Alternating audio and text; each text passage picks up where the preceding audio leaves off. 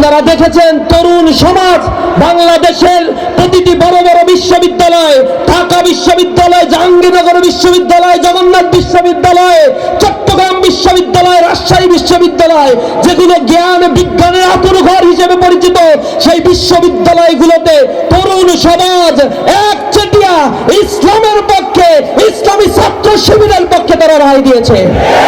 ইসলামী ছাত্র শিবির তাদের বলেছে, আমরা তোমাদের নিরাপদ ক্যাম্পাস উপহার দিব, নারীদের অধিকার আমরা নিশ্চিত করব, আমার মা বোনদের গায়ে যেন কেউ ফুলের টোকা দিতে না পারে, প্রতিটি শিক্ষার্থী ক্যাম্পাসে নিরাপদ থাকবে যেমনি ভাবে তারা তার মায়ের আঁচলে নিরাপদ থাকে। ইসলামী ছাত্র শিবির সেই কথা রেখেছে। প্রতিটি ক্যাম্পাসে যা বরাদ্দ আমাদের দেওয়া হয় নাই, চার চাইতেও 5 গুণ বেশি কাজ আমরা করেছি। গতকাল সংবাদ সম্মেলন করে আমরা বলেছি, বিগত 4 মাসে আমরা কি করেছি।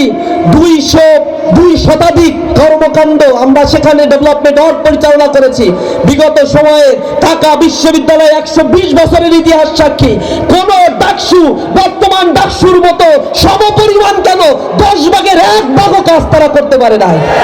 মাদক সিন্ডিকেট আমরা নির্মূল করে দিয়েছি।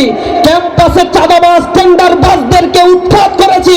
আজকে আমরা দেখিয়েছি কিভাবে চাঁদাবাজি যারা করে তাদেরকে প্রজেক্টর দিয়ে জাতির সামনে আমরা দেখিয়েছি।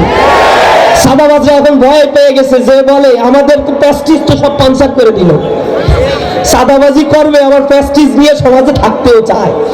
চাঁদাবাজদের বিরুদ্ধে আমরা জিহাদ ঘোষণা করেছি। এ বাংলাদেশে কোনো চাঁদাবাজ, সন্ত্রাস, দুর্নীতিবাজ থাকতে পারবে না।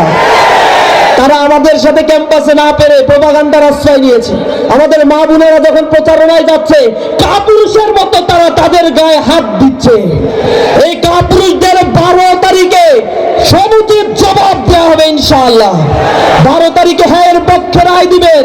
হ্যাঁ পক্ষে রায় মানে আধিপত্যবাদের বিরুদ্ধে রায় দেয়া, ভারতীয় হিজমানির বিরুদ্ধে রায় দেয়া, রাষ্ট্র কাঠামোর সংস্কারের পক্ষে রায় দেয়া। আমরা এই দেশকে আর কোন রাজ্য পরিণত হতে দেব না। জুলাইয়ের শহীদের রক্তগুলো যেন বৃথা না যায়। সাতক্ষীরার এই জনপদে আমরা যে রক্ত দিয়েছি, এই জমিন রক্ত দিয়ে আমরা অক্ষয় করেছি। আল্লাহ রাব্বুল আলামিন আমাদের রক্ত দিয়েছেন। এই জমিনকে আমরা চাষাবাদ করার জন্য প্রতি ইঞ্চি মাটিতে গিয়ে মানুষের দোরগোড়ায় ইনসাফ আর ন্যায়ের পতাকা আমরা তুলে দেবো ইনশাআল্লাহ। আমরা জুলুমের বিরুদ্ধে অবস্থান নিব। আগামী দিনে নতুন একটি বাংলাদেশ, আত্মনির্ভরশীল, স্বনির্ভরশীল, দুর্নীতিমুক্ত, সন্ত্রাস চাঁদাবাজ মুক্ত, আদর্শ, ন্যায়পরায়ণ এবং স্বাবলম্বী একটি বাংলাদেশ গড়ে তোলার জন্য সকলকে কাঁধে কাঁধ মিলিয়ে ঐক্যবদ্ধভাবে কাজ করার উদাত্ত আহ্বান জানিয়ে আমার কথা শেষ করছি। আসসালামু আলাইকুম ওয়া রাহমাতুল্লাহি ওয়া বারাকাতুহু।